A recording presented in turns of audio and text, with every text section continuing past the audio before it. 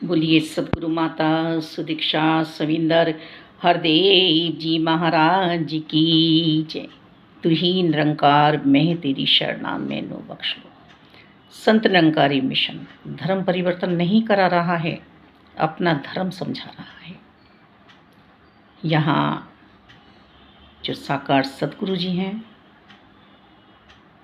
वर्तमान में सतगुरु माता सुदीक्षा जी हमें समझा रही हैं अपने हीरे जैसे जन्म को, जो 84 लाख योनियों के बाद मिला है।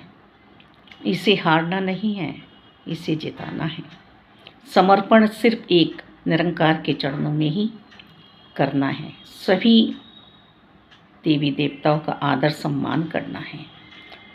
यहाँ सिर्फ और सिर्फ एक निरंकार परमात्मा के साथ एकमिल होने की बात हो रही है। एक को जानो, एक को मानो, एक हो जाओ। सही रास्ता बता रही हैं। यदि बच्चा नर्सरी में ही पढ़ता रहेगा तो फिर वह आगे की पढ़ाइयाँ कैसे करेगा, और आगे की पढ़ाइयाँ कर कर वह जॉब पर पहुंचता है और जॉब करता ही रहता है अपने और अपने परिवार के लिए। ऐसे ही हमें इस आत्मा की पढ़ाई करनी है और अंत श्वासों तक हमें सेवा सिमरन सत्संग करना है। और यहाँ पर जो ये निरंकार प्रभु परमात्मा का नाम है, जिनके चरणों में रहने के लिए कहा जा रहा है, जिनमें हमें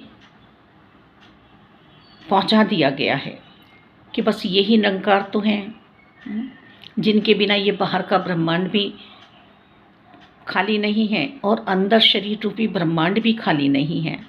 यदि कोई पास में है तो निरंकार ही है, सिर्फ परमात्मा ही है, और ये सर्वोपरि नाम परमात्मा का ही है। जैसे हम कहते हैं यशोदानंदन कृष्ण, भगवान राम, चक्रधारी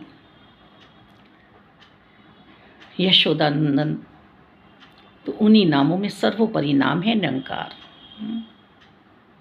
और निरंकार में तो हम रह रहे हैं, निरंकार में तो हम बसे हुए हैं। ये विश्वास हमें दिलाया जा रहा है कि मान लो यही निरंकार हैं, यही निरंकार हैं, मालिक परम शक्ति सर्वव्यापक। सतगुरु जी हमें योग में ले जा रहे हैं। एक पल के लिए भी तुम्हारा इनसे बिछड़ना ना हो। सतगुरु जी ने जो महामंत्र हमें दिया है, उस महामंत्र का जाप हो। सतगुरु जी के बिना गति नहीं है। हमारी चाल चाहे भौतिकता की हो, शरीर की हो, यानी कि वो भी रुकनी नहीं चाहिए, और अंदर मन के शुद्ध भाव भी हमारे बंद नहीं होने चाहिए। अशुद्ध ये मन के भाव जब भी होंगे जब परमात्मा हमारे साथ होंगे। हम सतगुरु माता सुदीक्षा जी से ये ब्रह्म ज्ञान की दात प्राप्त कर रहे हैं। हर पल एक बार हमारा एडमिशन हुआ,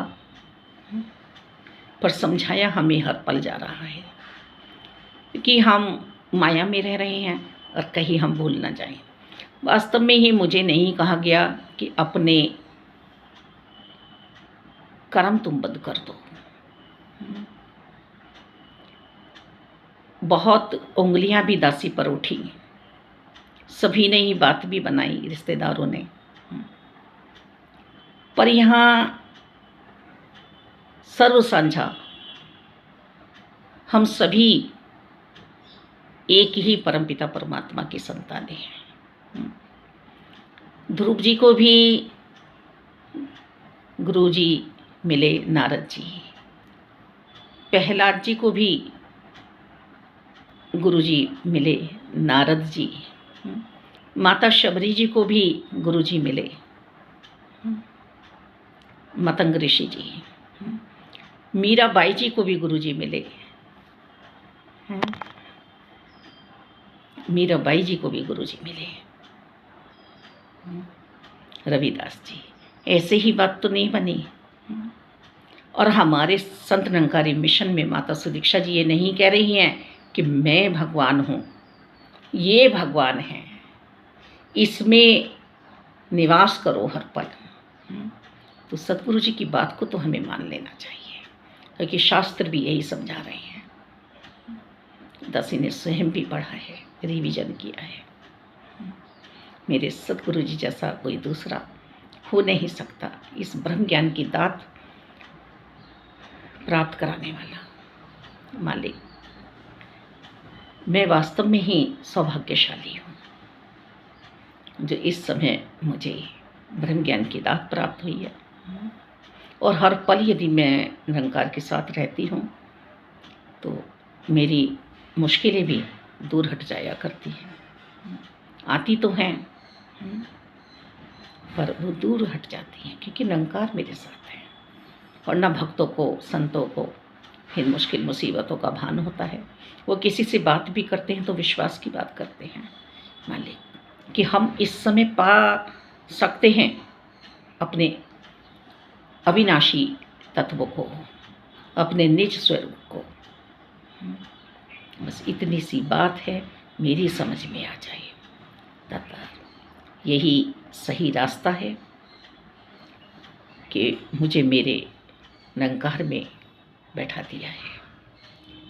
संत निरंकारी मिशन डामाडोल स्थिति में नहीं ला रहा है हमें। ये मिशन सिर्फ और सिर्फ मानव का फर्ज समझा रहा है।